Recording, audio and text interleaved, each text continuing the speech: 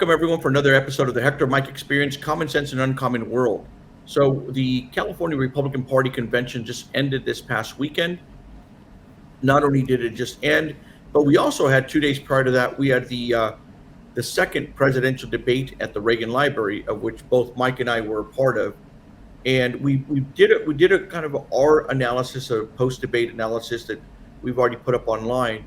But what was interesting is you didn't have Trump attend that one, but he did attend the California Republican Party convention, had a speech done, or gave a speech during the lunch hour on Friday. I mean, there were 1,500 people there. I mean, we had overflows for the press. There were quite a bit people that wanted to hear what Trump had to say, and man, did he have to say a lot. Is raucous the word you would use? Yeah, I mean, he talked about just every subject, including some of these individuals who are running against him.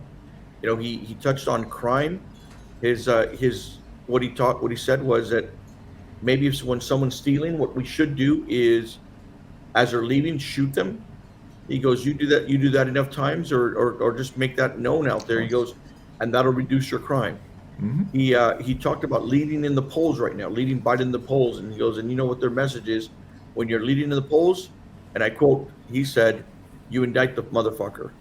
You know, So he had his filters on, huh? Yeah, he was all over the place, and it's funny because, you know, I'm listening to the speech there, and he says, "Hey, is it okay if I go off script?" And he not that he ever seemed like he was on script, right. But I mean, he just brought it all down. And like I said, it was an interesting discussion. I know there's been a lot of reports. I mean, you know, about, you know, his comments that he made. You know, he did talk about there being a rigged election. He did talk about that had it not been a rigged election, that there is a possibility that he could win California, and just a variety of other issues. I didn't know that last part. Yeah. Oh, and must be something in the water down in Disney. Because you guys were down at Disney, right? Yeah. We're Anaheim Convention Center, correct? Yeah. I mean, we'll talk about Trump. I'm surprised Ron DeSantis showed up, being so close to the mouse. You know? He mentioned that during his dinner speech. Yeah. And they had mouses outside protesting. Trump was Trump. What can you say? I mean, he comes to a place like California, and you know he's going into the belly of the beast. He knows that, you know, he probably has no shot of winning California should he win the nomination. You know, just because it's California. And so he uses California as a foil to have his message generate and reverberate throughout other states that he actually has a good shot or has a shot of winning. And that's what he does. I mean, and that's, by the way, I think what he's going to have to do if things play out the way they are, whether they play out or not. If Biden and Harris is the Democrat ticket and Trump and whoever is the Republican ticket, they've got to make California an issue, because everybody knows, even if Biden is the nominee and Biden were to win in 2024, he's never going to make it to 2028. Right. And everybody knows that. At some point, the vice president there will ascend to the presidency. And so making California an issue in the 2024 campaign is going to be critical. And so it makes perfect sense for him to do that. Now, is it raw? Yes. Is it unexpected? Not today, it's not. Nobody should be shocked by that. I mean, give me a break. Nobody should be shocked about anything in politics today. You know, before it used to be, they said a swear word or something like that. Oh, I'm so sorry, beep. Forget about it. All that stuff is gone. You know, he just said what he wanted to say, and I'm going to bet you that when he said it, people went bazooka. They went wild, and because, you know, what he was saying is something I think that certainly resonated with that crowd that was there. Well, it just didn't resonate. Yeah, it resonated with the crowd. It was red meat for some of the members there of the crowd. But, you know, there was something to that. I think I think the other thing too is, let's look at just looking at one of his comments that he made over crime. That's probably a sentiment a lot of people have. That what Yes, that they come in, they steal, they don't. There's nothing. No one shows up. Police right, don't show up because right, what are they going to do? Even if they did show up, it's right. considered a misdemeanor. It's not. Doesn't even rise to the level of a felony. And so, what are they going to do? And so I think there's that growing frustration. It reminds me of the two Sikhs, in Stockton, who the guy had repeatedly robbed them, and so they just got tired, and so they held him, and one guy just beat him with a stick. They stick the hell out of them. Yeah, Well, I mean, I've said it before here. I mean, you want to stop, police chases along the highway. Once you're chasing the person, you pull up alongside while Channel Five's up in the eye in the sky watching. Cop pulls out his gun, shoots the guy. End of story. You're not going to see those things anymore because right, people are going to look and say, "Hey, same thing." You stop for the door. You got somebody with a taser, tases you a few times. You watch him jiggle and jump on the ground a little bit, do a little tarantella. People aren't going to do that anymore because they know there's going to be a consequence to that. right. He's right. People are tired of that kind of stuff. They're tired of playing by the rules. The rules suck, but they play by the rules because that's what they've been taught. And then other people come in and do whatever the hell they want, and they get away with it. And people are. It's just that raw and just that based, and people are tired of that. And I think he hits a real chord with a lot of people across political, ethnic, geographic spectrum when he has that message. And you are right. There is that sense of frustration, but at the same time, I mean, look, it's interesting because standing there watching him speak, it just became entertainment in the sense of, I mean, he's a guy who I think can get I don't want to say the host, but he could be a co-host to like a comedy night, or kind of a talk show where they joke around back and forth. Because I mean, some of the stuff that he says, it seems like it's so far out there that it's comical. Yeah. No, it's entertainment. There's no doubt. I mean, I'd love to see him and Chris Christie have their own late night show. That would be awesome. Put Chris on the couch, Trump behind the desk, and watch the fireworks fly. But it is entertainment. People enjoy it. I mean, that's why, I remember in 2016, when I was working at the RNC, people in Washington all the time would be saying he has no shot, he has no shot.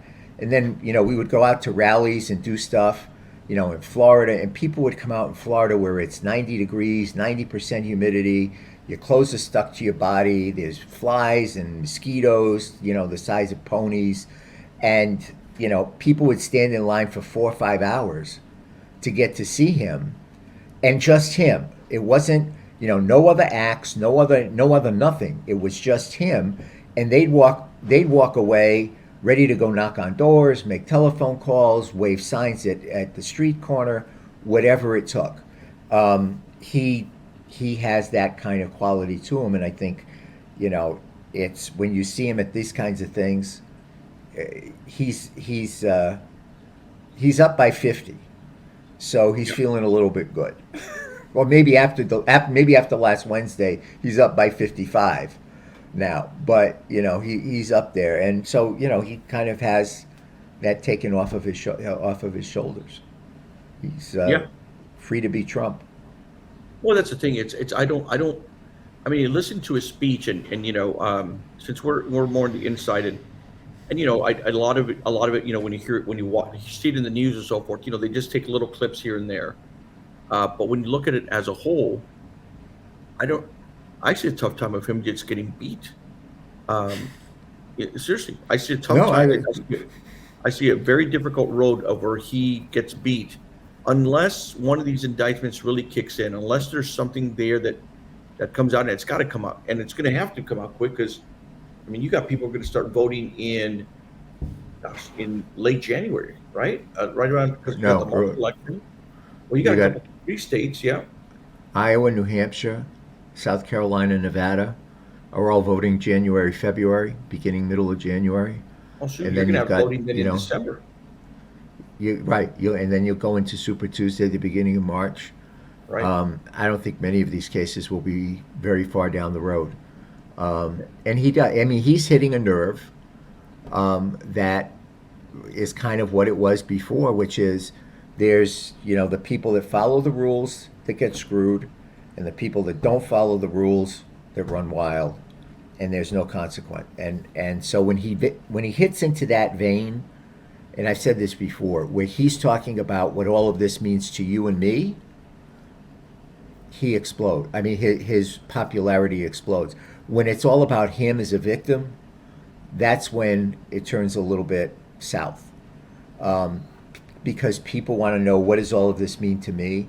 When he talks about stuff like crime and things like that, I think he does resonate with something that's out there, which is people don't feel safe. Right. I completely agree with you. And like I said, there's gonna have to be some real big movement by the other presidential candidates to knock him off. Yeah. He may have 50%. And granted, I know in like in California, delegates are given by so you get 50 plus one, then you get all the delegates. Right. But if it doesn't go to 50 plus one, then they're giving out proportional to your vote. But what I saw that Friday night with him speaking, the amount of energy in that room. I mean, there were 1,500 people. We had over 200 reporters that RSVP'd. We just the riser itself and the print reporters on the side. I mean, we had only spots for like 73 reporters. Everyone else, we had in overflow rooms. It was bananas. Not only that, but I mean, it was such a big event for him, and obviously DeSantis and Tim Scott and Vivek, is that the party ended up paying to make sure to allow it to get live streamed, so that everyone could pick it up. Right. So and you know what? I would say this as a homer, great for the party. They made a boatload of money. They got a boatload of press. They got their activists energized and moving forward. Everybody on the same page. Maybe they've got a different horse in the race, but they're all moving on the same page. I mean, I was very happy for the party to be able to have that opportunity and use it effectively the way they did. It was good for them. And, I think what's going to happen is, as we watch this thing continue to develop, I'm going to be watching November 30th. I mean, most people aren't, but I'm going to be watching November 30th because I think that's the Hail Mary for DeSantis.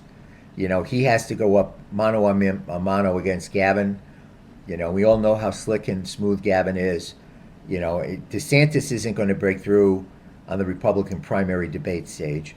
If he can break through going toe-to-toe with the person that could end up being the nominee of the Democrat Party, then he's done something unique that sets him apart. But at this point, there doesn't seem to be anything any of these other 6 candidates or 7 candidates can do to chop into the 50% lead or 50% lead. Yeah.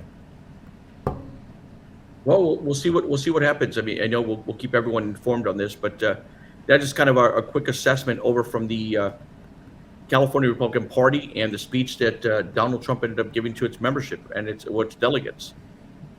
Well, I've gone to a lot of state GOP conventions and ran a few for about 4 or 5 years. I don't think we've ever had anybody yell out "motherfucker" in the middle of a lunch.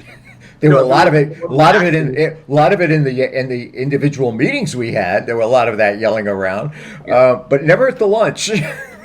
Never where the lunch speaker said it. Yeah, that's right. Could you pass the carrots? Yo, mother. Oh, okay. Yeah. Yeah. Well, good. It keeps everybody on their toes. Yeah. All right. Thanks, Mike. Hope you have a good day. By the way, I love your backyard. Yeah.